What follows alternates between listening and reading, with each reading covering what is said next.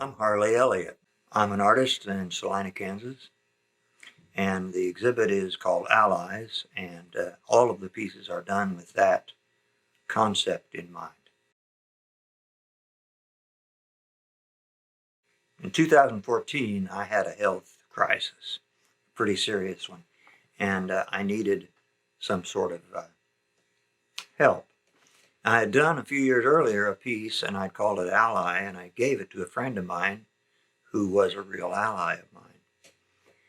And so I thought, I think I need some allies now. And so I began making these. They could be anything from a recognizable form, like a humanoid type of a figure, to something purely abstracted. One of them might be about balance, which is an ally, although it's not something we can point a finger at. So I've just continued making these. I'm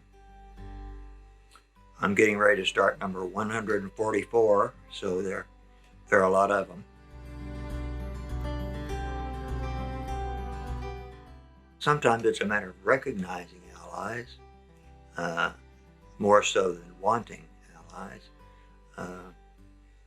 And creating some is also good because art is a matter of process of discovery. So I might discover an ally within myself that I didn't know I had.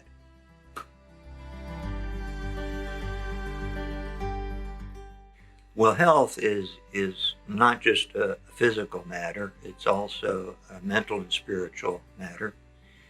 And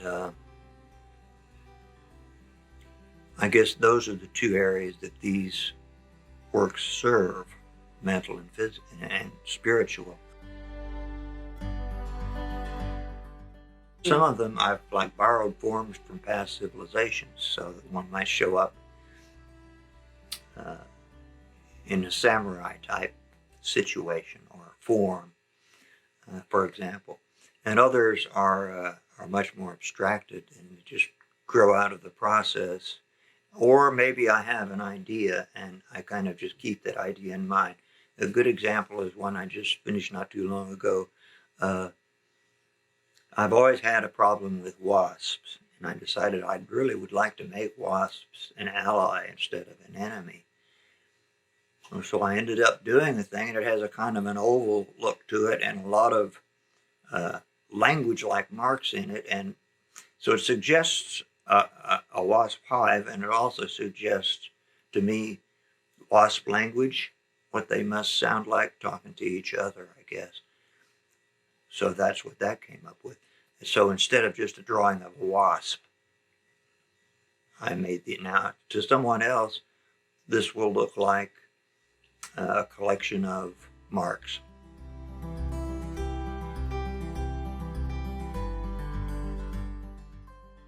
As for color choices, that usually is a conscious thing, but a lot of times maybe it just feels like it needs orange or purple. And also, this gives me a chance to confront some of my problems with color. I've always had a real problem using green because it just seems so demanding. And it's everywhere, grass, trees. So I forced myself to really get into green on a couple of these, just to push against that.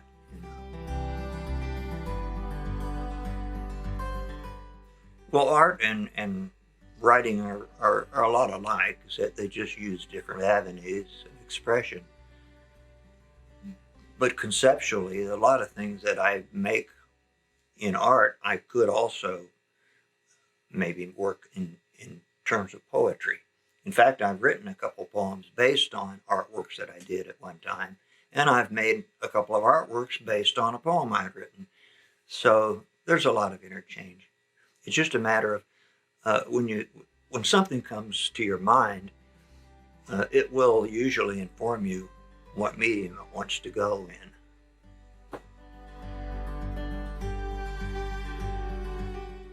It keeps things uncluttered for me. My lifestyle does. And my lifestyle includes no credit cards, no cell phone. Well, a friend recently gave me a cell phone, but I haven't used it yet.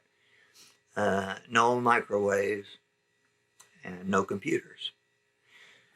So there's downsides to that, of course. I mean, I miss out on a lot because I'm not on the internet. And people inform each other about happenings, etc., through the internet now. Nobody sends anybody a letter or gives them a phone call. It's all internet. So I just don't do that. The good sad thing is I'm back here in what I consider a personal reality. And I say back here, meaning progress has gone way ahead. I have a typewriter, and it's actually an electric typewriter, which I got 2 or 3 years ago because the other one was just, and it was a great old Underwood, big, huge thing. It just was too bad. And when I bought it, the sales guy looked at me and said, you know, you're going backward. Well, I didn't tell him. To me, I was going forward. But I think emotions and imagination is being rapidly replaced by a kind of mechanistic way of thinking. The computers are helping us do. For example, true emotions and responses are now just leached down into a series of letters that run together that you either know what they mean or you don't. Like falling down on the floor laughing, FDOTFL. Well, that's nothing to me. It might as well be Etruscan. But LOL is the prime example. People LOL all the time. Emoticons, they've replaced emotions. You know, you don't tell someone you love on the computer how much you love them or in what specific way you love them that is so unique because they're them. You just give them a heart. And that says it all. So I think that's pretty pitiful, actually. And I'm much more interested in the world of rawness, raw emotions, raw thought, firsthand experience. I use everything that I can find that will work. When I was in graduate school, I painted in oils, mind you, because that was the pinnacle of art. And I had no interest in anything else as in terms of the material. That was it. All the masters did oils. And I've gotten over all that. You know, that's just a very limiting way of thinking. And so I'll use acrylics or watercolor, ink and graphite and collage and printmaking or whatever seems to be needed at the moment. I use a lot of water in my work. I like what happens when you introduce water and pigment together. And I'm at a loss for horizontal spaces here. So I usually do most of my work right here in the living room floor because it's flat. Right here in the living room floor is about where it happens. That's why my rug's so worn out. I'll use a variety of media. Almost all the paint I use is water-based, watercolors, acrylics, gouache, collage sometimes. I like collage. Resist printing, graphite, Conte crayon, colored pencil. I've just got a lot of stuff here, and it gives me a lot of choices to try things out. Well, now, I might as well just list everything here, or everything out there, or there's no telling. But I do find is that the older I get, the more part my past will play, because there's a lot more of that to remember. And so it builds up and it comes back on you, and you rethink things, most of the time in a pleasant way. But inspiration, it could come from something I read in a cheap novel or even an expensive novel. Could come from seeing a quick bird. Who knows? It's all fodder. It could even come off of television.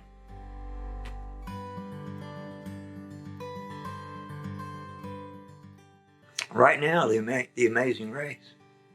I like The Amazing Race because it not only pits people against other people, as in Big Brother, plus the environment, as in Survivor, but it throws in culture. So they have to go to all these different cultures and somehow find a way to make it work.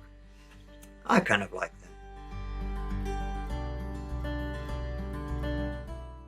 that. To me, it's the great American novel, and it's called 100 Years of Solitude by Gabriel Garcia Marquez. And it's a South American, but it's American. I've read that probably 5 times and about ready to go again. It's just classic as far as I'm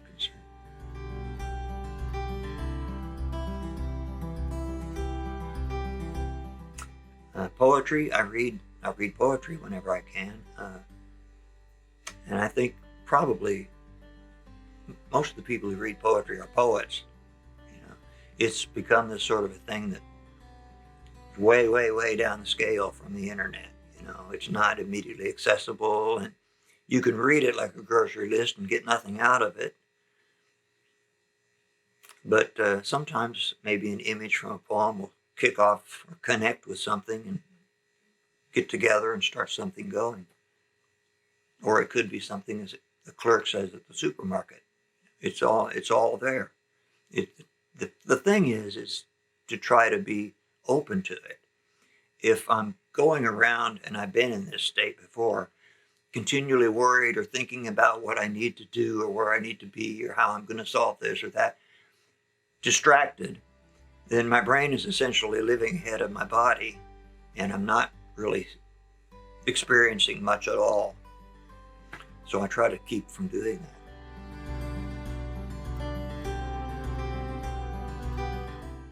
This year, actually, I came out with 2 new books. One is called The Mercy of Distance. It's from Hanging Loose Press in Brooklyn. And one is called Creature Way, and it's from Spartan Press out of KC. And I hadn't published a book for years and years. I kind of go through stages where I just really don't want to go through the hassle of sending poems out and trying to get published and this and that. And then after a few years, I wake up and say, well, maybe I ought to try that. So I did get 2 books out this year, and that'll be it for a while.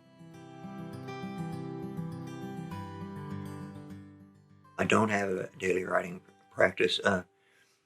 I view poetry the same way I view the artwork, is that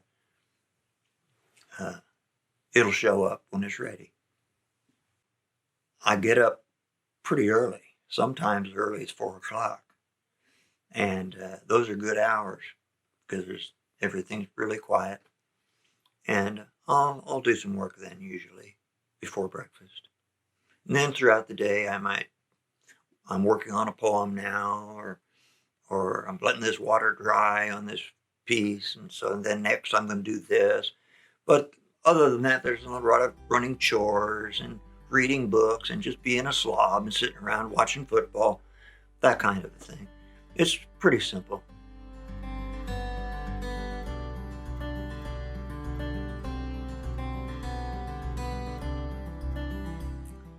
I think the secret to living is to be alive each moment at a time, and just no 5-year plans, that sort of a thing. Just make sure you can soak up what you can soak up. Like today, with all the leaves yellow and the wind kind of dropping them down, it's just a real Walt Disney day out there, Everything's wonderful. But if I was stuck in here all day long, I would miss that.